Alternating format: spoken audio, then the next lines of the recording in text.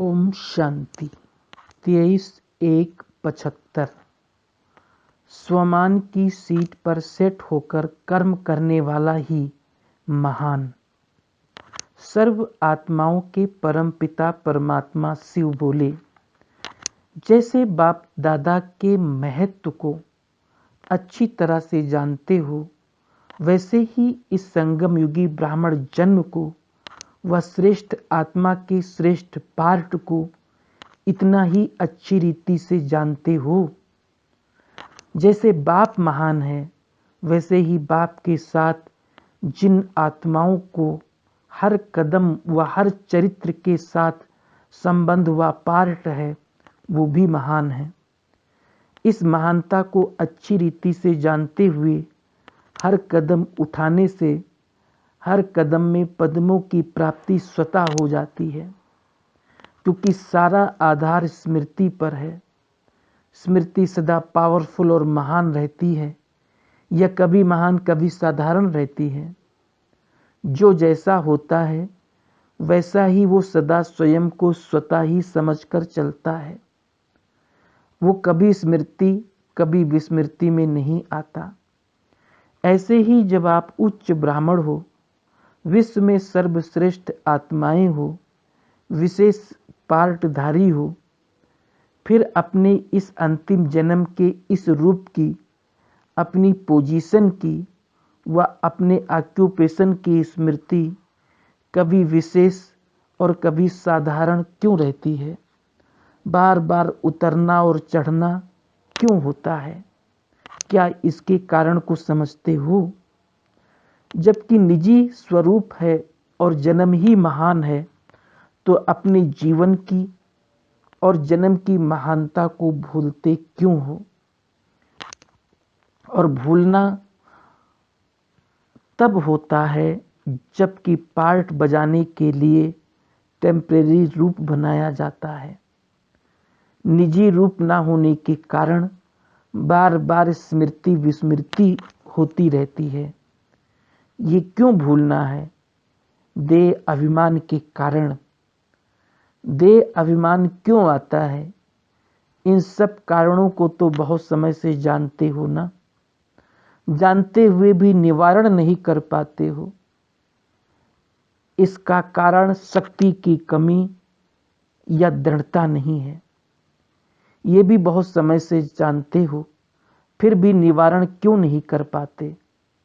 वही बात बार बार अनुभव में आने के कारण परिवर्तन करना तो सहज और सदा काल के लिए होना चाहिए ना। जैसे लौकिक रीति में मालूम पड़ जाता है कि इस बात के कारण नुकसान होता है, रिजल्ट अच्छा नहीं निकलता है, तो एक बार धोखा खाने के बाद स्वयं संभल जाते हैं, न कि बार बार धोखा खाते हैं। देह अभिमान के कारण अथवा किसी भी कमजोरी के वशीभूत होने से परिणाम क्या होता है, इस बात के अनेक बार अनुभवी हो चुके हो। अनुभवी होने के बाद फिर भी धोखा खाते हो, तो ऐसे को क्या कहा जाएगा? इससे सिद्ध होता है कि अपनी महानता को स्वयं ही सदा जानकर नहीं चलते हो। अपनी महानता को भूलते क्यों हो? कारण क्योंकि विघ्न विनाशक सर्व परिस्थितियों को मिटाने वाले स्वस्थिति व पोजीशन के श्रेष्ठ स्थान और स्वमान की सीट जो बाप दादा ने संगम युग पर दी हुई है, उस सीट पर सेट नहीं होते हो। अपनी सीट को छोड़कर बार बार नीचे आ जाते हो। सीट पर रहने से स्वमान भी स्वतः स्मृति में रहता है।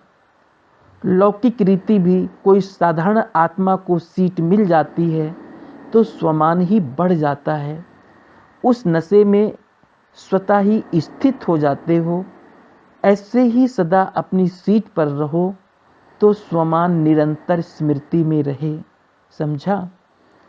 सीट के नीचे आना अर्थात स्मृति से नीचे विस्मृति में आना। ऊंची सीट पर सेट रहने की चेकिंग करो।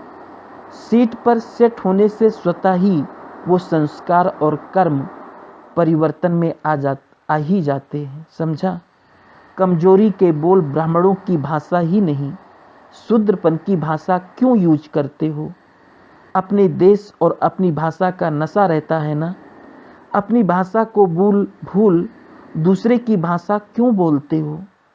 तो अब ये परिवर्तन करो, पहले चेक करो फिर बोलो। सीट पर सेट होकर के फिर संकल्प व कर्म करो। इस सीट पर रहने से स्वतः ही महानता का वरदान प्राप्त हो जाता है। तो वरदानी सीट को छोड़कर मेहनत क्यों करते हो? मेहनत करते करते फिर थक भी जाते हो और दिल शिकस्त हो जाते हो। इसलिए अब सहज साधन अपनाओ। इस मुरली के विशेष ज्ञान बिंदु अपने जन्म और जीवन की महानता को भूलने के कारण ही अवस्था में बार बार उतरना चढ़ना होता है।